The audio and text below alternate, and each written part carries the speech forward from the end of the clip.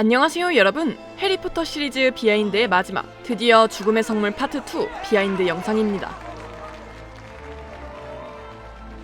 차곡차곡 쌓아놨던 스네이프의 떡밥이 풀리는 그 순간의 소름은 평생 잊지 못할 거예요.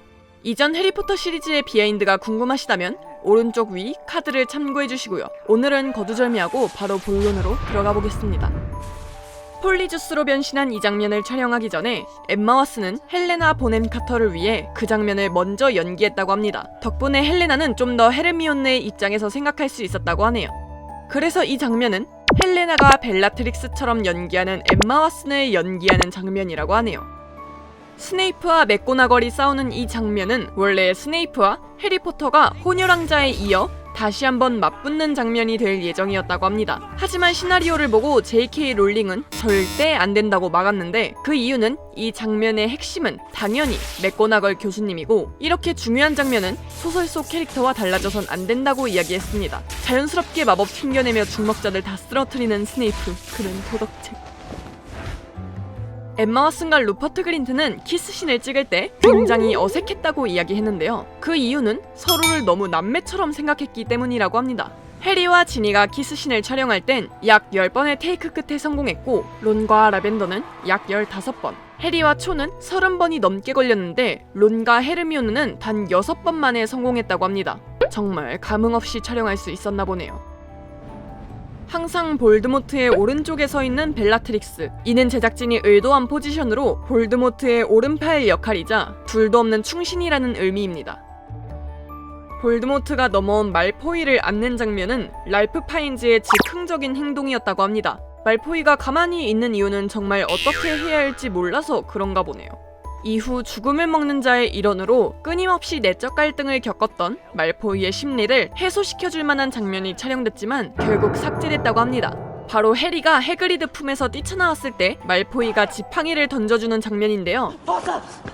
어떻게 보면 삭제돼서 아쉬운 장면이긴 하지만 전 말포이의 캐릭터성을 봤을 땐 삭제하길 잘했다는 생각이 듭니다. 몰리 위즐리 역을 맡은 줄리 월터스 배우의 최애 대사는 Not my daughter, you bitch.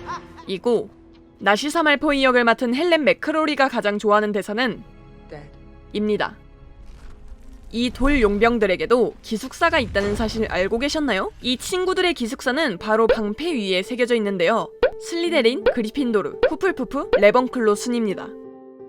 해리포터와 죽음의 성물 파트 2는 해리포터 시리즈를 관통하는 작품이라고도 할 수 있겠는데요. 이 장면에서 특히 그렇습니다. 달리는 삼총사에게 위협을 가하는 트롤,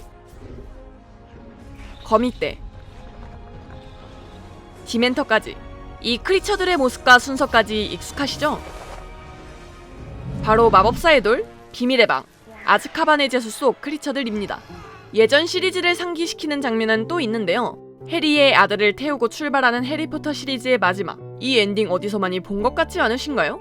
네, 해리포터와 마법사의 돌의 엔딩씬과 비슷하죠. 죽음의 성물 파트 2에 여운이 많이 남았던 이유는 단지 마지막 편이라서 그런 걸 수도 있겠지만 이 엔딩씬이 한몫했다고 저는 생각합니다.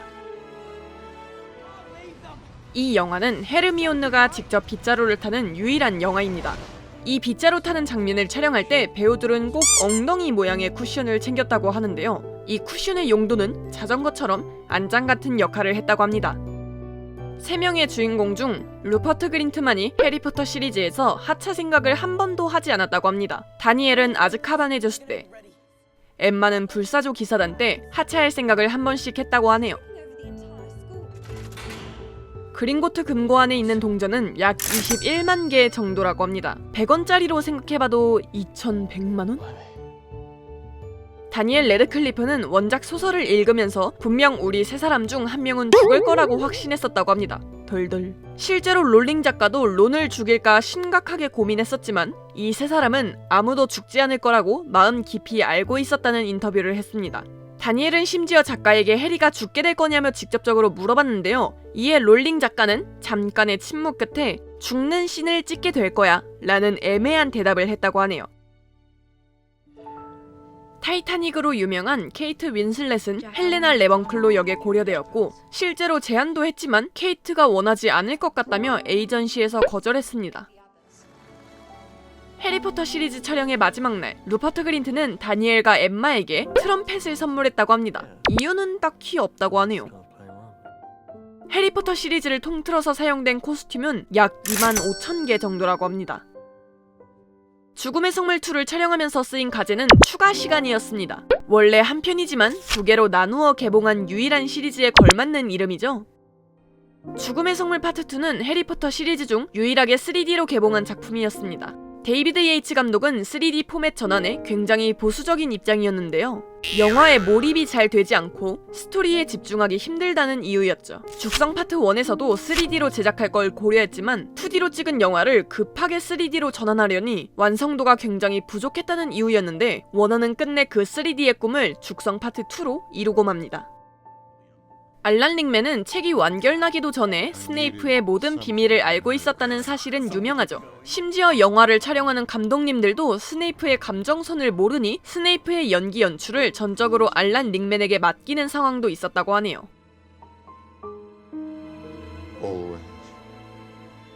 해리가 살아있다는 걸 밝히는 이 장면에서 조지는 프레드가 죽은 걸 잊은 채 뒤돌아 프레드를 부르는 디테일이 실제로 롤링 작가도 프레드가 죽는 부분을 쓸 때 많이 울었다고 하네요. 프레드가 죽어있는 장면을 촬영할 때도 그의 형제인 제임스 펠프스가 감정적으로 너무 힘들어해서 딱 5번만 촬영했다고 합니다. 마지막에 나오는 말포이의 아내 아스토리아 그린그래스를 연기하는 배우 제이스 고든은 당시 실제 톰 펠튼의 연인이었습니다. J.K. 롤링 작가는 리무스 루핀을 죽이는 게 가장 어려운 결정이었다고 하는데요. 그럼에도 이런 결정을 내린 이유는 전쟁은 때때로 불가피한 희생을 요구한다는 걸 보여주기 위해서였다고 합니다. 아서 위즐리를 잠시 생각했지만 리무스 루핀과 림파도라 통스 둘을 희생자로 결정했고 그로 인해 아들 테디 루핀은 고아가 돼버렸는데 이전 전쟁에서 부모 둘을 잃은 해리의 모습을 투영한 것이라고 합니다. 호그와트 전투씬에서 널려있는 돌 무더기들은 모두 플라스틱으로 만들어진 가짜 돌들입니다. 배우들은 촬영할 때 세트장을 막 뛰어다녀야 되는데 진짜 돌을 두면 다칠 수도 있고 컷이 끝나고 다시 촬영할 때 옮기기가 훨씬 용이했기 때문에 가벼운 플라스틱으로 만들었다고 하네요. 호그와트 전투씬은 약 2008년쯤부터 계획된 촬영이었습니다. 시각효과팀은 그때부터 전투씬을 위한 디지털 호그와트 모델링에 나섰는데요. 실제로 이 덕분에 촬영지는 굳이 세트장에 묶여있을 필요가 없었고 연출을 좀 더 다채롭고 복잡하게 할 수 있었다고 합니다. J.K. 롤링 작가는 죽음의 성물 상징이 프리메이슨에서 영향받았다고 이야기했습니다. 마크를 자세히 보면 프리메이슨의 상징인 전시안과 닮은 걸 볼 수 있는데요. 롤링은 책을 집필할 당시 우연히 왕이 되려던 사나이란 영화를 보게 되었답니다. 이 영화엔 당연히 전시안이 등장했고요. 롤링도 당시엔 몰랐는데 다시 영화를 봤을 때 너무 닮아 있어서 놀랐다고 하네요. 작가는 네빌이 부모님의 복수를 할 수 있게 벨라트릭스를 죽이게 할 생각을 가지고 있었지만 끝내 그 생각은 접었다고 합니다. 그랬으면 참 통쾌하긴 했었겠네요. 네, 이렇게 해리포터 시리즈 비하인드는 여기까지. 비하인드 영상 만들면서 시리즈를 다시 쭉 봤는데 참 아련하고 평생 추억으로 남을 작품인 것 같아요. 얼마 전이 해리의 40번째 생일이었는데 뭔가 애틋하고 찡한 감정이 느껴지더라고요. 삼총사의 우정도 영원했으면 좋겠습니다. 다음은 다른 영화 비하인드 시리즈로 돌아오겠습니다. 그럼 다음 영상으로 봐요. 안녕.